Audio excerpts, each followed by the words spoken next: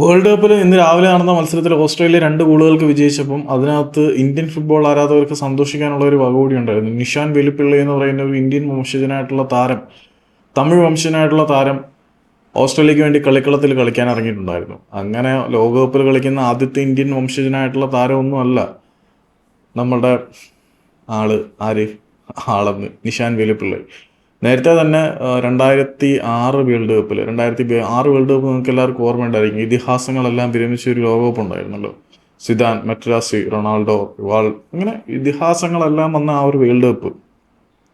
ആ വേൾഡ് കപ്പിൽ വികാസ് ദൊറോസു എന്ന് പറയുന്ന ഒരു ഫ്രഞ്ച് പ്ലെയർ ഉണ്ടായിരുന്നു. ഫ്രഞ്ച് പ്ലെയർ എന്ന് പറഞ്ഞാൽ ഫ്രാൻസിന് വേണ്ടി കളിക്കളത്തിൽ കളിക്കാൻ ഇറങ്ങിയ വികാസ് ഇന്ത്യൻ വംശജനായിരുന്നു. അദ്ദേഹത്തിൻ്റെ അച്ഛനും അമ്മയൊക്കെ ആന്ധ്രാപ്രദേശിൽ നിന്നുള്ളവരായിരുന്നു. അവർ മൗറീഷ്യസിലേക്ക് പോയി, മൗറീഷ്യസിൽ നിന്ന് ഫ്രാൻസിലേക്ക് പോയി. ആ ഒരു സെറ്റപ്പ് വേറെ ഒന്നുമല്ല. ഇപ്പം നിഷാൻ വെലുപ്പിള്ളി ഓസ്ട്രേലിയൻ ടീമിലെത്തി വേൾഡ് കപ്പ് കളിക്കുമ്പം ഇന്ത്യൻ താരങ്ങൾക്ക്, ഇന്ത്യൻ ഡിസെൻ്റ് ആയിട്ടുള്ള ആളുകൾക്ക് മെച്ചപ്പെട്ട ട്രെയിനിങ്ങും ഫെസിലിറ്റീസും ഒക്കെ കിട്ടിക്കഴിഞ്ഞാൽ അവർക്ക് ലോകകപ്പ് കളിക്കാനുള്ള ലെവലിലേക്ക് ഉയരും പറ്റും എന്നുള്ളതിൻ്റെ ഒരു തെളിവാണ്.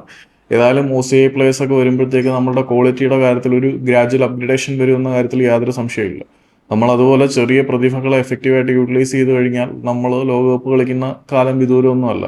ഇനിയിപ്പം ഒറിജിൻ പ്ലേയേഴ്സിനെ കൊണ്ട് കളിപ്പിക്കുന്നതിനകത്തും തെറ്റൊന്നും ഉണ്ടെന്ന് ഞാൻ വിശ്വസിക്കുന്നില്ല. കാരണം മൊറോക്ക ബ്രസീലിനെതിരെ കളിക്കാൻ ഇറങ്ങിയപ്പം കളിയുടെ 65-ാമത്തെ മിനിറ്റിൽ ഒരൊറ്റ പ്ലെയർ പോലും പ്യുവർ മൊറോക്കൻസ് ഇല്ലായിരുന്നു. എല്ലാം ഒറിജിൻ പ്ലെയേഴ്സ് ആയിരുന്നു.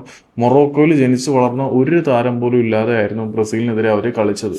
സോ ഒറിജിൻ പ്ലേയേഴ്സിനെ കൊണ്ടുവരിക എന്ന് പറഞ്ഞാൽ പാതകമൊന്നുമല്ല. ഫ്രാൻസിൻ്റെയും വേൾഡ് കപ്പ് വിജയിച്ച ചീറ്റ് കോഡ് അതൊക്കെ തന്നെ ആയിരുന്നു. നമ്മൾ മാത്രം മാറി നിൽക്കേണ്ട കാര്യമൊന്നുമില്ല. ഇപ്പം ബംഗ്ലാദേശിലെ ഹംസ ചൗധരി എന്ന് പറയുന്ന ഒരു ഒറ്റ ഒറിജിൻ പ്ലെയർ വന്നപ്പോഴത്തേക്ക് അവരുടെ ടീമിൻ്റെ ലെവൽ മാറിയതാണ്ടില്ലേ.